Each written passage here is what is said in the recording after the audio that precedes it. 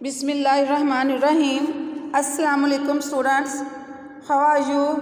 Allah bless you all with His everlasting favors. Ameen. It's time to study Pak Studies.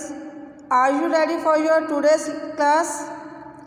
Open your books. Let's start our class.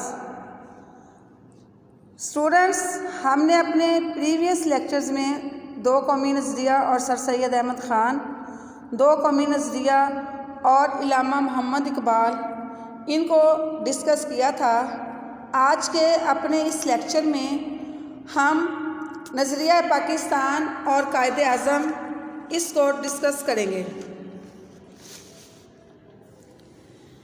1857 کی جنگ میں ناکامی کے بعد مسلمان جو تھے وہ معاشرتی، معاشی اور تعلیمی طور پر تباہ ہو چکے تھے، اور اس وقت مسلم اکابرین جو تھے وہ اس سوچ میں تھے یا اس فکر میں تھے کہ کس طرح مسلمانوں کو محفوظ، پرسکون اور قدر و منزلت کا ماحول جو ہے وہ مہیا کیا جائے.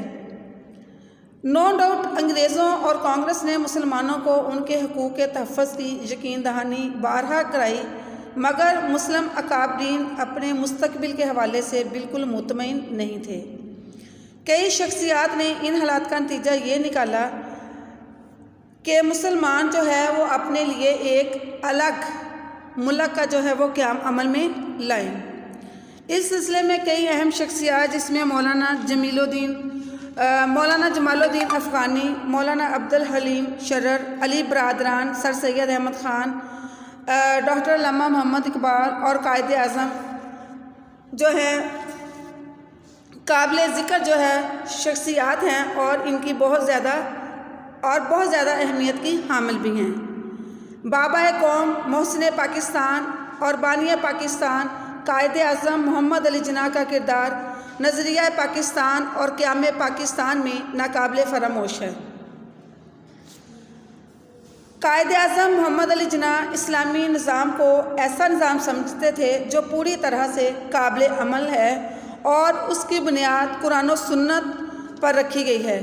برصغیر کے مسلمانوں کو قرآن مجید کو بنیاد بنا کر اس پر نہ صرف عمل کرنا چاہیے، بلکہ ان کا یہ بھی نظریہ تھا کہ وہ برصغیر کے جو مسلمان ہیں وہ قرآن مجید کو بنیاد بنا کر ایک اپنا الگ وطن جو ہے ان کو حاصل کرنا چاہیے. قائد اعظم دو قومی نظریے کے زبردست حامیوں میں سے تھے، اور وہ سمجھتے تھے کہ مسلمان جو ہیں وہ ہر لحاظ سے ایک الگ قوم ہے. قائد اعظم محمد علی جناح نے دو قومی نظریے کی وضاحت کرتے ہوئے کہا، قومیت کی جو بھی تعریف کی جائے، مسلمان اس تعریف کی روح سے ایک الگ قوم ہیں، اور وہ اس بات کا حق رکھتے ہیں کہ اپنی ایک الگ مملکت قائم کریں. مسلمانوں کی یہ خواہش ہے کہ وہ اپنی روحانی، اخلاقی، تمدنی، اقتصادی، معاشرتی اور سیاسی زندگی کی نشر و نما مکمل کریں، اور اسی مقصد کے لیے وہ جو بھی طریقہ کار اپنانا چاہیں وہ اپنائیں.